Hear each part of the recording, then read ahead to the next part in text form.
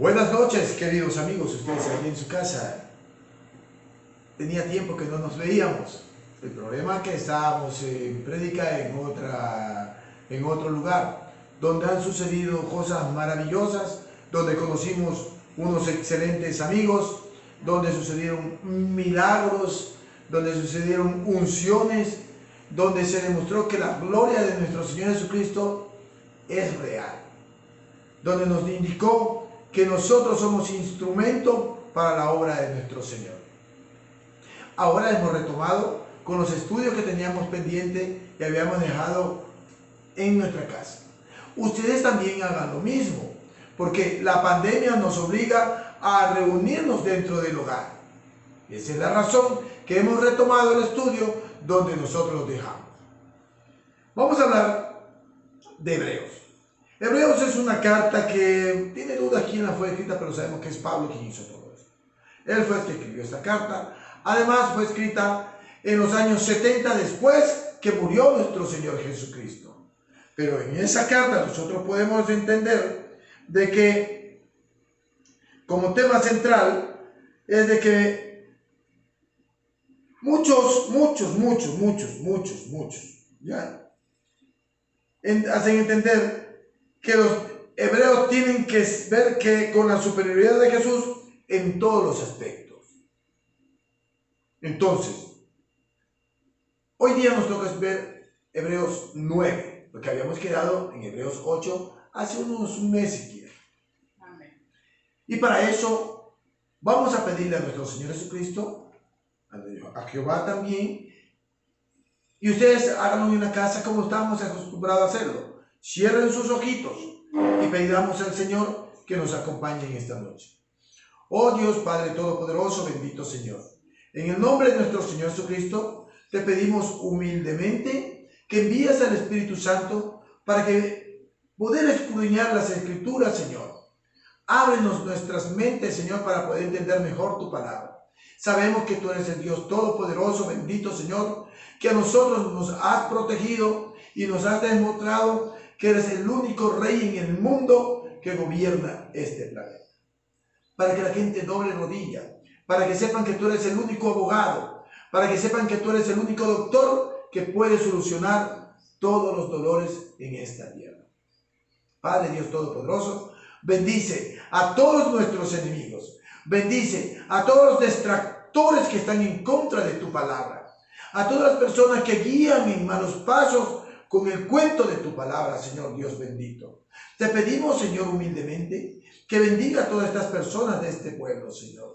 Te bendigo que bendiga a las personas de esta casa. Te pedimos, Señor, que bendiga a todas las personas que están fuera de nuestras casas. Bendice a nuestros padres, bendice a nuestros hijos, bendice también a todos nuestros enemigos de los que nos visitan, Señor Dios Todopoderoso. Bendito Señor. Señor Padre Todopoderoso, envía al Espíritu Santo, Señor, te lo pido una vez más. Y pon palabras en mi boca para que pueda enseñarse todo lo que tú quieres que yo le enseñe a los demás. Esto te lo digo humildemente en el nombre de nuestro Señor Jesucristo. Amén, Jesús. Tomemos así. Abramos nuestras Biblias y ustedes abran sus Biblias allá en su casa en Hebreos 9. Vamos a leer Hebreos 9. ¿No?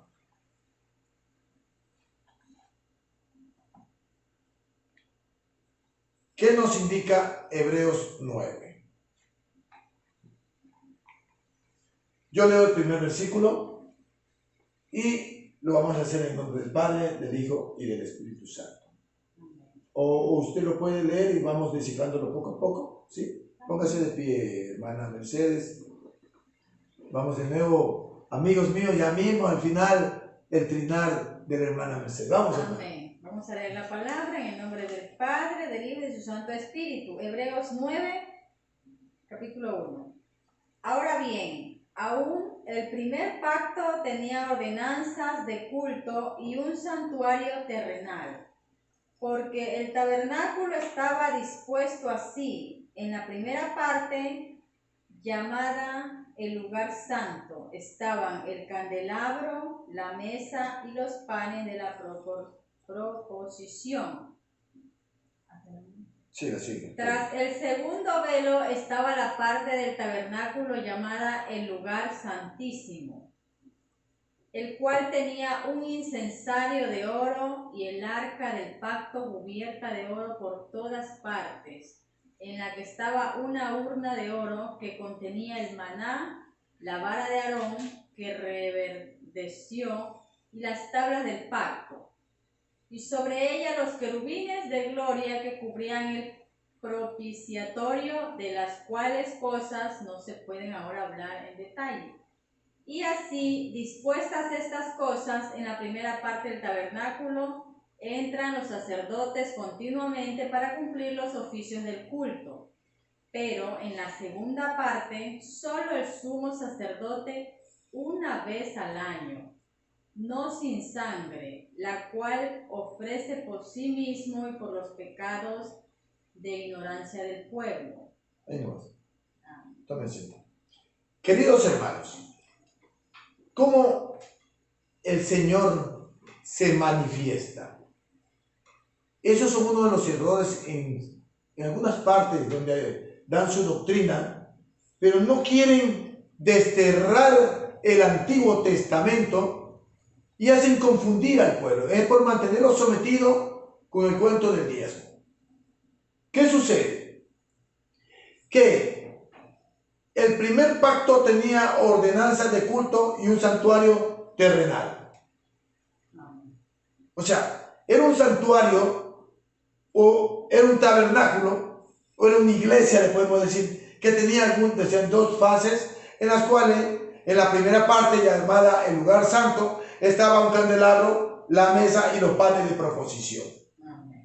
Tras el segundo velo estaba la parte del tabernáculo llamada del lugar santísimo. ¿Qué sucedía? Que en el cual había adentro de ese lugar un incensario de oro y el arca del pacto, cubierta de oro por todas sus partes, o sea, el arca que estaba ahí, ¿ya? En la que estaba una urna de oro, creo, sí, una urna de oro, que contenía el maná, como, o sea, se fue recogido y guardaban en la parte de maná como testimonio de lo que Dios había dado de comer en ese entonces, ¿ya? Y también estaba la vara de Aarón que reverdeció y las tablas del pacto dentro del arca, ¿ya?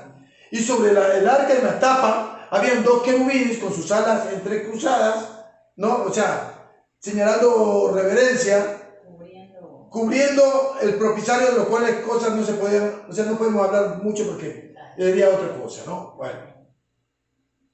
Y así dispuestas estaban esas cosas en la primera parte del tabernáculo entre los sacerdotes continuamente para cumplir los oficios del culto, ¿ya? Pero en la segunda parte, solo el sumo sacerdote, una vez al año, hacía un sacrificio, ¿ya?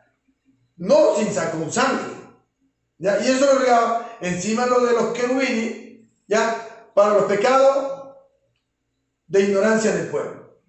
Bueno, pero ¿qué sucedió cuando muere nuestro Señor Jesucristo? En ese entonces se hacía expiaciones para los pecados de nuestro Señor. Y solamente podía entrar al lugar santísimo, pasar un velo, ¿no? Para poder llegar al lugar santísimo y hacer el sacrificio para poder, pero eso una vez al año.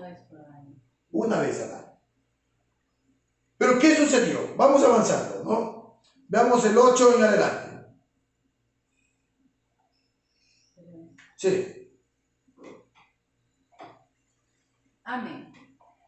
Cuando el Espíritu Santo a entender con esto que aún no se había manifestado el camino al lugar santísimo, entre tanto que la primera parte del tabernáculo estuviese en pie, lo cual es símbolo para el tiempo presente, según el cual se presentan ofrendas y sacrificios que no pueden hacer perfecto en cuanto a la conciencia al que practica este culto, ya que consiste solo de comidas y bebidas, de diversas abluciones y ordenanzas acerca de la carne, impuestas hasta el tiempo de reformar las cosas. ¿Sí, no? Sí. Pero estando ya presente Cristo, sumo sacerdote de los bienes venideros, por el más amplio y más perfecto tabernáculo, no hecho de manos, es decir, no de esta creación, y no por sangre de machos cabríos ni de becerros, sino por su propia sangre, entró una vez para siempre en el lugar santísimo, habiendo obtenido eterna redención. Porque si la sangre de los toros y de los machos cabríos y la ceniza de las becerras rociadas a los inmundos santifican para la purificación de la carne, cuánto más la sangre de Cristo, el cual mediante el Espíritu eterno se ofreció a sí mismo sin mancha a Dios, limpiará vuestras conciencias de obras muertas para que sirváis al Dios vivo. ¿Qué nos da a entender? A ver, vamos viendo esto más mejor. En el tiempo de Moisés, en el tiempo de la ley, ¿no? En el tabernáculo habían lugares donde estaban los sacerdotes y el sacerdote que estaba, el excelentísimo sacerdote que estaba para el juicio. Y había un santuario muy especial donde existía un velo que podía solamente pasar una vez al año el sacerdote del Altísimo para hacer un sacrificio de un animal, de un borrego, qué sé yo, para la expiación de los pecados. Pero ¿qué sucedió cuando muere nuestro Señor Jesucristo? Cuando muere nuestro Señor Jesucristo, ese velo se rasgó. Y eso todo el mundo lo sabe. Y se da por enterado que cuando muere nuestro Señor Jesucristo, ingresa a ese lugar altísimo, pero ya no en la parte terrenal, sino ya espiritual. Y se convierte él en cordero y da su propia sangre, ¿no? Para el perdón de los pecados, no del pueblo de Israel, sino del mundo. Entonces, y ese antiguo pacto, el pacto que se hacía derramando la sangre, el nuevo pacto que viene envejece al antiguo pacto. O sea, el Antiguo Testamento deja ya a un lado y sirve para enseñanza del pueblo, pero no para continuar con la maldición, con los castigos, no. En el momento nace la gracia, cuando llega nuestro Señor Jesucristo. Entonces, ¿qué tenemos que hacer nosotros? Que nuestro Señor Cristo, ya presente como sumo sacerdote, se convierte en el sacerdote de Melquisedec. Y él, al entregarse como tal, nos convierte a todos nosotros en sacerdotes. Aquí no es que yo soy el escogido, no.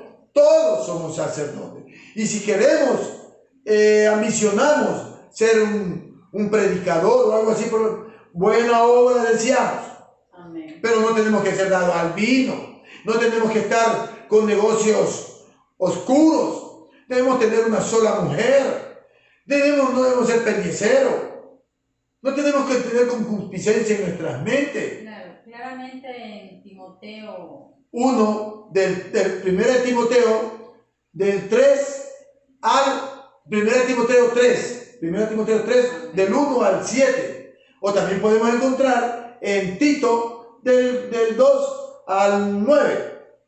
Ahí están todos los requisitos para ser obispo, diáconos, maestros. Pero ahora todo mundo, yo veo que coge un libro y anda vacilando a las peladitas de eso, y andan hechos las canas pidiendo dinero, andan haciendo cosas que no se debe hacer. Les comunico a ustedes que me están viendo, el Señor Dios no necesita tu plata. Quien necesita plata es el que te predica. El que predica tiene que ir a trabajar, tiene que devengar su sueldo, y de su sueldo dar un diezmo. Debe hacer un sacrificio de su tiempo para poder predicar. Sano ejemplo se está haciendo.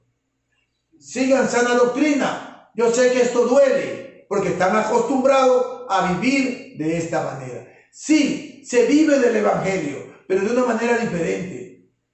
Cuando te obsequia cualquier persona, el Señor te da. El Señor, cuando tenías hambre en el pueblo de Israel, el Señor, ¿qué le hizo yo? Maná.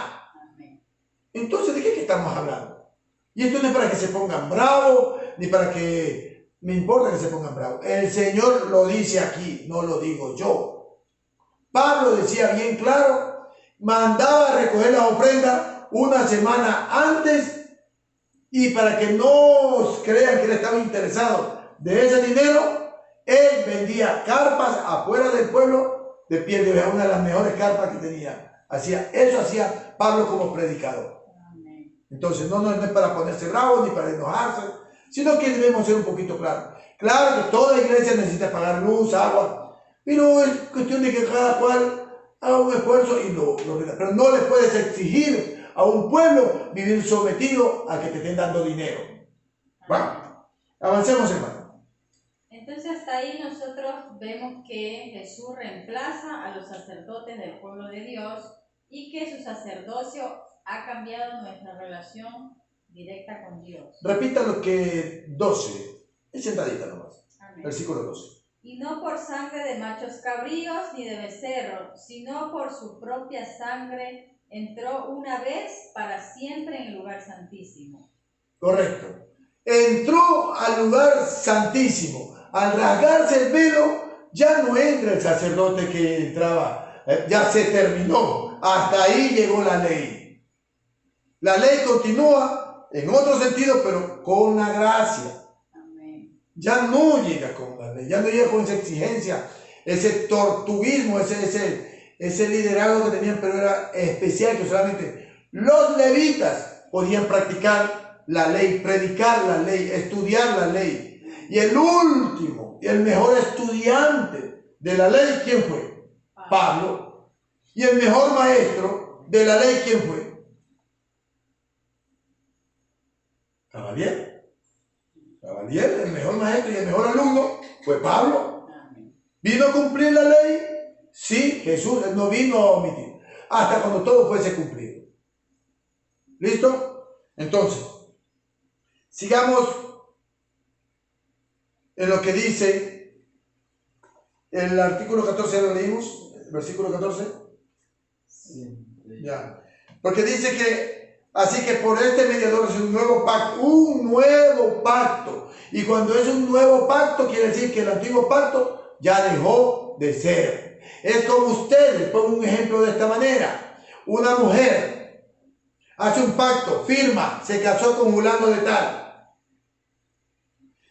Ya no se divorcia y tiene otro esposo, o sea, otro pacto. Ese pacto ya no va. Ya ese marido no va. Ahora nosotros nos hemos casado ¿con quién? Con Jesucristo. Amén. Antes estábamos casados con la ley. Ahora estamos casados con nuestro Señor Jesucristo. Los hombres y las mujeres estamos casados con nuestro Señor Jesucristo. Amén. ¿Estamos? ¿Alguna cosa quiere intervenir, hermana Mercedes? Hermano, usted tiene que alzar la mano cada ratito. ¿Qué tiene de preguntar? ¿Quién no entiende o qué se entiende? En el versículo 12, ahí me perdí.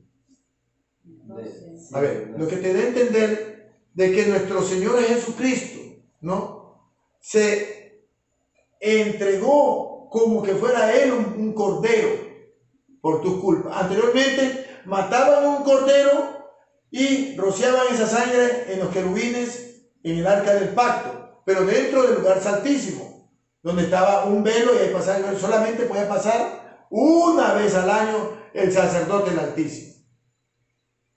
Ahora, nuestro Señor Jesucristo, al morir, Él es convertido, tú ya sabes que ya estudiamos esa parte donde dice que Él es el sacerdote de Melquisedec, que es el sacerdote del Altísimo, que eso está también en Génesis 14, 6. Entonces, Él se convierte en un cordero y su sangre no es solamente para la expiación de los pecados, sino la sangre de Él nos lava a todo el mundo para el perdón de los pecados. O sea, no es de sangre de macho cabrio ni de becerro, sino su propia sangre entró una vez para siempre en el lugar del Santísimo. ¿Ya? Habiendo obtenido así una redención eterna. Eso nos convierte a nosotros a convertirnos en hermanos de nuestro Señor Jesucristo, en sacerdote del Altísimo. ¿Ya? Porque ya tenemos la sangre, estamos bañados con la sangre de nuestro Señor Jesucristo. Amén. Y cuando tú reconoces que Él es tu Salvador, es un pacto que tú tienes, ¿no? Y te conviertes en heredero de lo que hay en el cielo. Hijo de Dios. Hijo de Dios. Cuando aceptas a nuestro Señor Jesucristo. Como ejemplo, tú lo has vivido. No te lo digo yo, sino que tú lo has vivido. Has experimentado cuando el Espíritu Santo te toca tu cuerpo. Te pierdes, no hay noción, no hay palabras, no hay palabras para explicar eso. No hay palabras. Es algo hermoso, no te da vergüenza, no te da nada. Te sientes poderoso, te sientes... Pero también el mundo ataca. El mundo enamora, el mundo te ofrece plata, el mundo te ofrece muchas cosas. Y mantenerse en la línea del Señor es bien difícil. Porque el mundo te ofrece gratis todo. Droga, mujeres, robo, asaltos, crímenes, violaciones, poner cacho, no poner cacho, todo te dice. Pero eso es momentáneo. Esa felicidad es momentánea. El que entra a esta vida tiene que tener fuerza y carácter para poder soportar. Amén. ¿Ya? De ahí viene, porque, continuemos. Sí, vamos. Amén. Así que por eso es mediador de un nuevo pacto, para que interviniendo muerte para la remisión de las transgresiones que había bajo el primer pacto, los llamados reciban la promesa de la herencia eterna. Amén, por favor. Dice que Él se convierte en un mediador con de todos nosotros, el Señor, porque nosotros estábamos mal. Eso con la ley, la gente los pastores eran los más ladrones y mandados a hacer. ¿Sí? Tenían mujeres, esclavas. Ellos eran los que ponían reyes, sacaban reyes. Los sacerdotes. Pongámosle sacerdotes, pastores, curas, evangélicos, lo que quieran poner. Pero pongámosles los que eran líderes en ese tiempo. En el tiempo de la ley. Y eso lo quieren asemejar en este tiempo. Piensan que no tiene que estar sometido al líder, al sacerdote, cura, obispo, lo que quieran, como quieran llamarlo. Y están sumamente equivocados. Sí, tú debes guardarle respeto al líder espiritual, pero no debes someterte a vivir esclavizado del líder espiritual. Debes respetarlo, debes considerarlo que él tiene un conocimiento que el Señor Jesús se lo ha dado para que se lo exponga a los demás. Pero no aproveches, no abuses de eso. ¿Ya? Entonces, ¿qué sucede en ese momento? Que Él era el mediador de un nuevo pacto. Y si te habla de un nuevo pacto, a ti te digo, ya no hay viejo pacto. Ese antiguo pacto se terminó. ¿Por qué? Porque Él intervino con su muerte para la remisión de las transgresiones que había bajo el primer pacto. Amén. Entonces, si estábamos bien con el primer pacto, ¿para qué vino a que le metan semejante garrotiza al Señor Jesús? ¿Para qué el Señor Jesús se va a pegar semejante claviza en la mano? Si estábamos bien. Mejor no hubiera venido. Mejor no hubiera venido, pues. Y eso se lo repito, señores líderes. El Señor Jesucristo vino con un nuevo pacto. Se sacrificó por todos nosotros, para que nosotros seamos salvos. Porque con el antiguo pacto no estábamos llamados a una herencia que nos dio. O con la nueva, bajo ese primer pacto, habían muchas transgresiones. Los llamados reciban la promesa para esta herencia eterna que nos dejó nuestro Señor. Continúa eso, hermano. Claro, como estábamos manifestando en el versículo 15, que Él es nuestro mediador hoy en día. Por eso nosotros, en base a ese sacrificio que hizo nuestro Señor por cada uno de nosotros ahorita todo lo que hagamos lo tenemos que pedir por medio de nuestro Señor Jesús, para que Él sea el mediador con Dios allá arriba en los cielos. Entonces, a eso fue que el Señor hizo este nuevo pacto. Amén. El versículo 16. Porque donde hay testamento es necesario que intervenga muerte del testador, porque el testamento con la muerte se confirma, pues no es válido entre tanto que el testador vive. ¿De dónde ni aun el primer pacto fue instituido sin sangre? Porque habiendo anunciado Moisés todos los mandamientos de la ley a todo el pueblo, tomó la sangre de los becerros y de los machos cabríos con agua, lana, escarlata e hisopo, y roció el mismo libro y también a todo el pueblo, diciendo: esta es la sangre del pacto que Dios os ha mandado. Y además de esto roció también con la sangre el tabernáculo y todos los vasos del ministerio. Y casi todo es purificado según la ley, con sangre, y sin derramamiento de sangre no se hace remisión. Sí.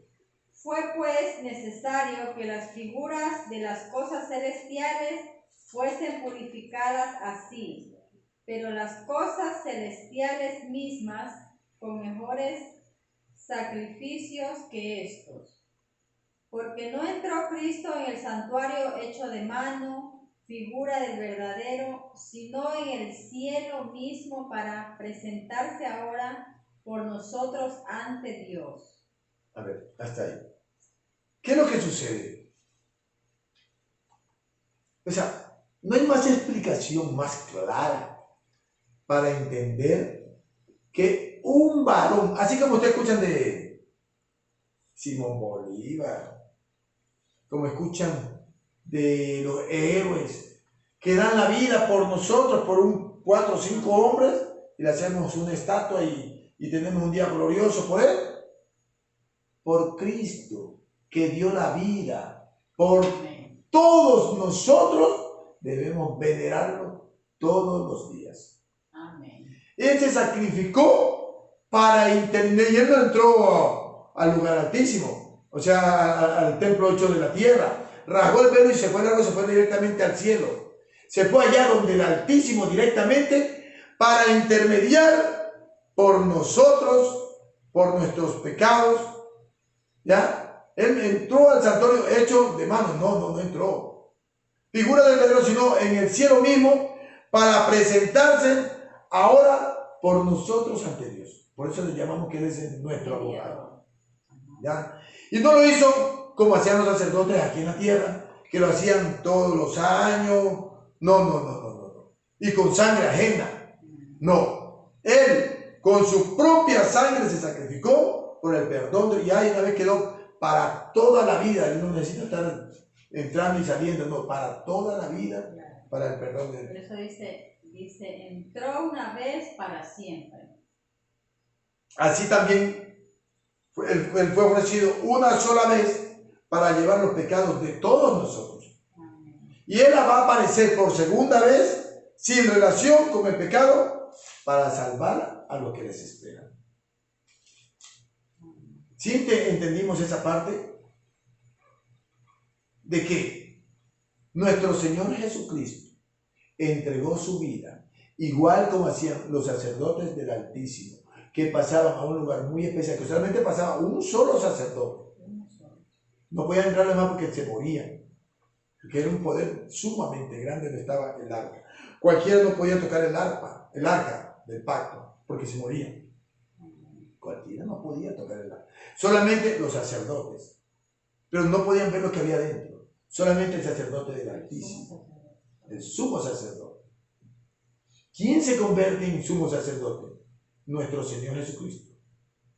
Eso lo podemos encontrar en Hebreo 7:12.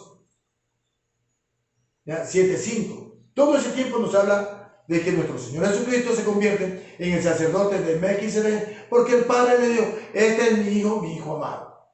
A él debe respetarlo, venerar. ¿Ya? Entonces, Él se ofrece como cordero para el perdón de todos nosotros. Se rasga el velo del templo y Él se va al cielo, directamente al lugar celestial, para intermediar por nosotros ante Dios, para el perdón de nosotros nuestros pecados. Por ejemplo, tú te entregas a Cristo, tú eres pecador. Todos somos pecadores. No hay uno que no sea pecador. Amén. ¿Ya? Pero el momento que tú te bautizas, tú ya dejas de, porque Él ya te limpió. ¿Ya? Tu nombre que estaba medio opaco vuelve a brillar en el libro de la vida. ¿Sí me entendió esa parte? ¿Alguna pregunta, hermanos? ¿Tenemos claro? Amén. Para la hermana, también para ustedes cuando recién comienzan, ella es la primera clase que viene, se le va a hacer un poquito difícil, pero a medida que va avanzando, va a ir teniendo conocimiento y va entendiendo la palabra. Amén. ¿Sí? Ok, pongámonos de pie, si no hay nada más que preguntar, ¿no? ¿No? Ok, pongámonos de pie.